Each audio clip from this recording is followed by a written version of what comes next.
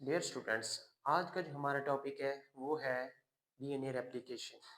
DNA replication basically जो parents DNA strands होते हैं उनकी डुप्लीकेशन होती है डॉटर डीएनए स्ट्रैंड की, जिनकी सीक्वेंस एग्जैक्टली जो है वो पेरेंट डीएनए स्ट्रैंड की से मैच करती है।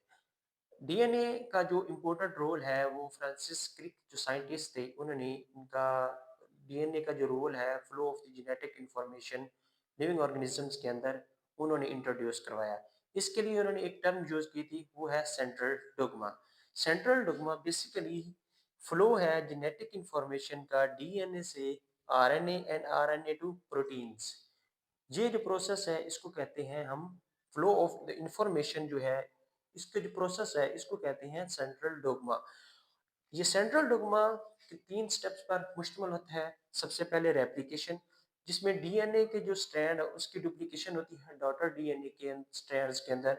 उस प्रोसेस को हम कहते हैं रेप्लिकेशन। देन डीएनए से आरएनए जो बनते हैं वो उसको हम कहते हैं ट्रांसक्रिप्शन। देन आगे आरएनए से प्रोटीन्स जो आगे बनते हैं वो है ट्रांसलेशन। जो आज का जो हमारा मेन टॉपिक है वो है डीएनए की रेप्लिकेशन। डीएनए के अंदर बेसिकली जो जेनेटिक इंफॉर्मेशन है वो स्टोर होती है।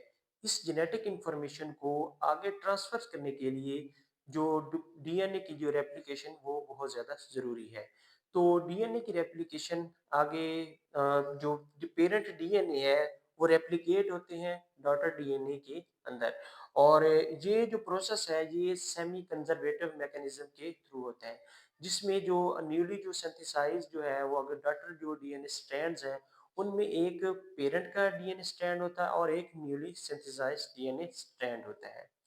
आगे जो है रेप्लिकेशन जो है वो प्रोकैरियोट्स और यूकैरियोट्स के अंदर इनके बेसिक्स जो है वो सेम ही होती है। कुछ डिफरेंस है उसको हम लास्ट में डिस्कस करते हैं। जो प्रोकैरियोटिक रेप्लिकेशन है उसको पहले हम देखते हैं। वो इसलिए क्योंकि वो वेल डिफाइंड होती है प्रोकैरियोट्स के अंदर निस्बतन यूकैरियोट्स के। तो जो रेप्लिकेशन डीएनए की रेप्लिकेशन है उसमें एप्लीकेशन को डिस्कस करते हैं। प्रोकैरियोटिक एप्लीकेशन जो बेसिकली डीएनए की सिंथेसिस है वो डिपेंड करती है डीएनए पॉलीमरेज एंजाइम्स के ऊपर। डीएनए पॉलीमरेज एंजाइम उनका जो फंक्शन है डीएनए पॉलीमरेज एंजाइम्स उनका वो है एलोंगेशन। एलोंगेशन डीएनए की चेन को chain elongation. Second proof reading. Proof reading. Third DNA की जो रिपेयर्स, डीएनए की रिपेयरिंग में इनका डीएनए जो पॉलीमरेज एंजाइम है उनका रोल होता है। डीएनए पॉलीमरेज एंजाइम 3 किस्म के होते हैं, DNA polymerase 1, 2 and 3। DNA polymerase 1,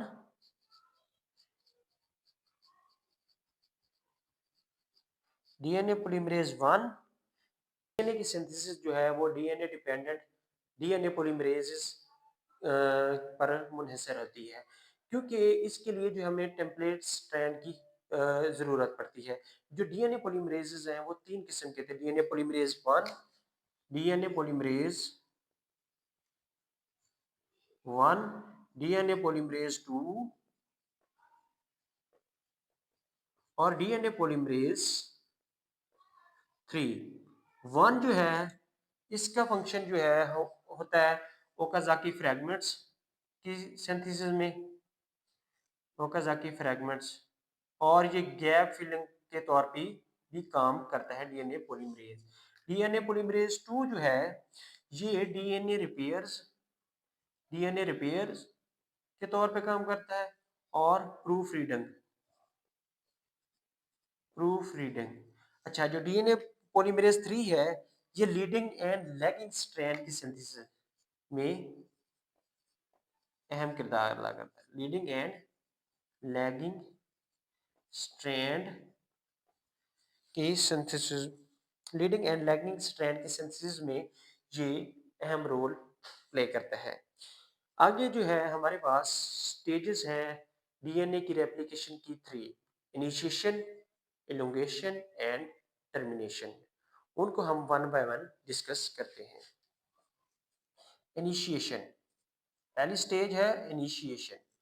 initiation basically इसमें जो अनवाइंडिंग होती है डीएनए स्ट्रैंड की, अनवाइंडिंग होती है, और अनवाइंडिंग जो है इसमें डीएनए स्ट्रैंड की अनवाइंडिंग होती है।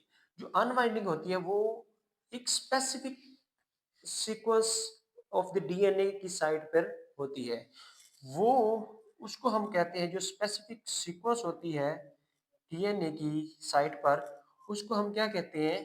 Origin of the origin of replication. अच्छा, वहां पे डीएनए की जो सिंथेसिस है वो होती है। यूकेरियोट्स के अंदर जो रेप्लिकेशन है वो एक सिंगल साइट के ऊपर होती है, जबकि यूकेरियोट्स के अंदर वो मल्टीपल साइट्स के ऊपर रेप्लिकेशन स्टार्ट होती है। अच्छा, जो सबसे पहले डी इसके जो स्टेप्स हैं, स्टेप्स को डिस्कस कर लेते हैं इनिशिएशन के। सबसे पहले जो डीएनए ए प्रोटीन है वो इसको डीएनए ए प्रोटीन वो बाइंड करती है स्ट्रैंड के साथ, डीएनए ए प्रोटीन, और इसको रीजन को रिकॉग्नाइज करती है। जो डीएनए बी प्रोटीन है, डीएनए बी प्रोटीन जिसे हेलिकेज कहते हैं, वो क्या करती है? अनवाइंड करती है, अनवाइंड करती है इसको स्ट्रैंड को, अनवाइंड करती है स्ट्रैंड को, और क्या बनाती है? वी शेप इस तरह करके, इस तरह ये वाली बनी हुई है, और रेप्लिकेशन फॉर्क बनाती है। अच्छा, और इसके अलावा जो सिंगल स्ट्रैंडेड ये जो सिंगल स्ट्रैंडेड बाइंडिंग प्रोटीन होती है वो स्टेबलाइज करती है इसके जो सेपरेशन हुई होती है, ताकि ये दोबारा रीएसोसिएट ना हो, दोबारा ये आपस में मिले ना। सिंगल स्ट्रैंडेड बाइंडिंग प्रोटीन क्या कहते हैं इसको? स्ट्रक्चर के बेसिकली जो एक रेप्लिकेशन फॉर्क बनी है उसको ये स्टेबलाइज करती है, रेप्लिकेशन फॉर्क को स्टेबलाइज करती है। देन हेलिकेज जो है, हेलिकेज इसको क्या करती है? अनवाइंड करती है। देन जो जो स्ट्रेस इसमें प्रोड्यूस होता है वो बेसिकली टोको आइसोमेरेज एंजाइम की वजह से वो इसके अंदर प्रोड्यूस होता है। देन आगे हम इसको देखते हैं कि डीएनए की सिंथेसिस के लिए जो आरएनए प्राइमर्स की ज़रूरत होती है। आरएनए प्राइमर्स बेसिकली जो शॉर्ट पीसेस होते हैं आरएनए के, प्राइमर्स जो है वो किससे बनते हैं? प्राइमेज एंजाइम से। जो प्राइमेज एंजाइम से बनते हैं, यूज करते हैं किसको? डीएनए के टेम्पलेट स्ट्रैंड को। ये बेसिकली आरएनए प्राइमर्स होते हैं। इलोंगेशन, इलोंगेशन में आरएनए प्राइमर्स जैसे ही बनते हैं, डीएनए पॉलीमरेज 3 है वो डीएनए के जो न्यू स्ट्रैंड है उसकी सिंथेसिस को स्टार्ट करता है। वो सिंथेसिस किस तरह स्टार्ट करता है कि इसमें जो 3 एंड है आरएनए प्राइमर्स का, आरएनए प्राइमर इसका जो 3 एंड ऐड करता है deoxyribonucleotide to the 3 end 3 prime end DNA polymerase.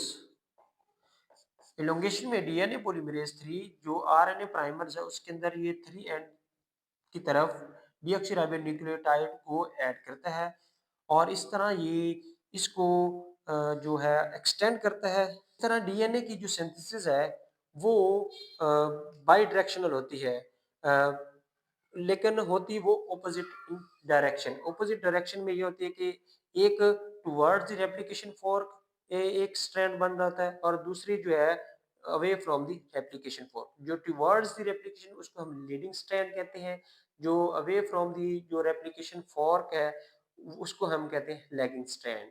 जो लीडिंग स्ट्रैंड है बेसिकली ये जो चेन हमारे पास 3 प्राइम से 5 प्राइम के साथ, क्योंकि जो हमारे पास आरएनए जो प्राइमर है वो 5 प्राइम से 3 प्राइम की तरफ हमेशा जो है न्यू स्ट्रैंड को बनाता है। जो न्यू स्ट्रैंड है उसकी सिंथेसिस हमेशा 5 प्राइम से 3 प्राइम की तरफ होती है। स्ट्रैंड है, लीडिंग स्ट्रैंड में अ, एक कॉन्टिन्यूस मैनर के साथ मुसलसल जो है वो न्यूक्लियोटाइड्स इसके अंदर ऐड हो रही है, और वो एक जो है वो सिंगल पीस के अंदर वो स्ट्रैंड बन रहा है, जबकि जो लैगिंग स्ट्रैंड है वो उसमें शॉर्ट फ्रेगमेंट्स बनते हैं जिसको ओकाज़ाकी फ्रेगमेंट्स कहते हैं।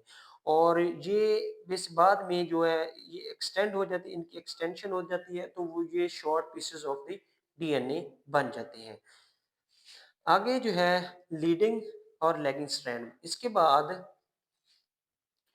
ये जो बाद में जैसे ही लीडिंग एंड लैगिंग स्ट्रैंड की सिंथेसिस कंप्लीट होती है, तो डीएनए पॉलीमरेज 1 जो है, डीएनए पॉलीमरेज 1 वो क्या करता है, वो रिमूव करता है प्राइमर्स को चेन से। ये जो प्राइमर्स हैं इनको रिमूव करता है और गैप फिल कर देता है इनके अंदर।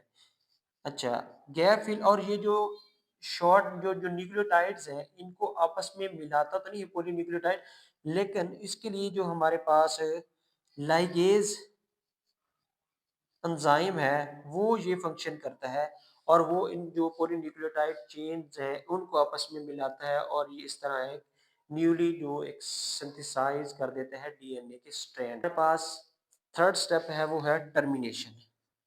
टर्मिनेशन के लिए टर्मिनेशन बाइंडिंग प्रोटीन जो है वो इस स्ट्रैंड के साथ इसके साथ बाइंड करती है। टर्मिनेशन बाइंडिंग प्रोटीन जो इस सीक्वेंस के साथ बाइंड करती है, और ये single single stranded binding protein को, ताकि वो मजीद इसकी जो है वो रेप्लिकेशन फॉर्क ना बनाए एंड बाइंडिंग ना करे। इस तरह जो है हमारे पास initiation, elongation and termination steps जो है वो कंप्लीट होते हैं रेप्लिकेशन के। जो डीएनए का स्ट्रैंड था, वो जो पेरेंट स्ट्रैंड था, उसकी रेप्लिकेशन होगी न्यूली सिंथेसाइज्ड डॉटर स्ट्रैंड के, और इनकी जो सीक्वेंस है वो सेम होती है। इस प्रोसेस को जो है ये फर्स्ट स्टेप था सेंट्रल डोग्मा का, डीएनए रेप्लिकेशन। अब जो डीएनए रेप्लिकेशन वो प्रोकैरियोट्स और यूकेरियोट्स में हमने पहले किया कहा था कि वो तकरीबन बेसिक उसकी सेम है, कुछ जो डिफरेंसेस हैं उसको हम डिस्कस कर लेते हैं। प्रोकैरियोट्स और यूकेरियोट्स में जो डीएनए की रेप्लिकेशन होती है उनमें जो डिफरेंस है उसको हम प्रोकैरियोट्स और यूकेरियोट की रेप्लिकेशन, उसके अंदर जो डिफरेंस है उसको हम डिस्कस कर लेते हैं। इसमें जो आरएनए प्राइमर है उसकी जो लेंथ होती है प्रोकैरियोट्स के अंदर वो 50 होती है, जबकि यूकेरियोट्स के अंदर वो जो आरएनए प्राइमर की जो लेंथ होती है वो 9 न्यूक्लियोटाइड्स पर मुश्तमिल होती है। जबकि जो डीएनए पॉलीमरेज है इसमें जो 1, 2 और 3 जो डीएनए पॉलीमरेज इस तरह इनको रिकॉग्नाइज किया जाता है, जबकि इसके अंदर 5 टाइप्स के होते हैं, alpha, beta, gamma, delta and epsilon. अच्छा, इसमें जो नंबर ऑफ रीजन्स हमने जैसे कि हमने डिस्कस किया उसमें जो है रेप्लिकेशन का रीजन ऑफ द रेप्लिकेशन वो प्रोकैरियोट्स के अंदर सिंगल होता है, जबकि इनके अंदर यूकेरियोट्स के अंदर मल्टीपल साइट्स के ऊपर रेप्लिकेशन होती है। देन जो इसमें जो ओकाज़ाकी फ्रैगमेंट्स हैं उनकी जो लेंथ है वो 1000 से 2000 की न्यूक्लियोटाइड्स पर मुश्तमिल होती है, जबकि इसके अंदर 200 न्यूक्लियोटाइड्स का जो ओकाज़ाकी फ्रैगमेंट्स बनते हैं। इसमें जो रेट ऑफ रेप्लिकेशन है वो 500 न्यूक्लियोटाइड्स, इसके अंदर रेट ऑफ रेप्लिकेशन 500 न्यूक्लियोटाइड्स पर सेकंड है प्रोकैरियोट्स के अंदर, जबकि यूकेरियोट्स के अंदर 50 न्यूक्लियोटाइड्स पर सेकंड जो है रेट ऑफ द रेप्लिकेशन होते हैं। तो होप सो आपको समझ लगी। अगर आपको क्वेश्चन है तो आप कमेंट सेक्शन में पूछ सकते हैं। Thank you.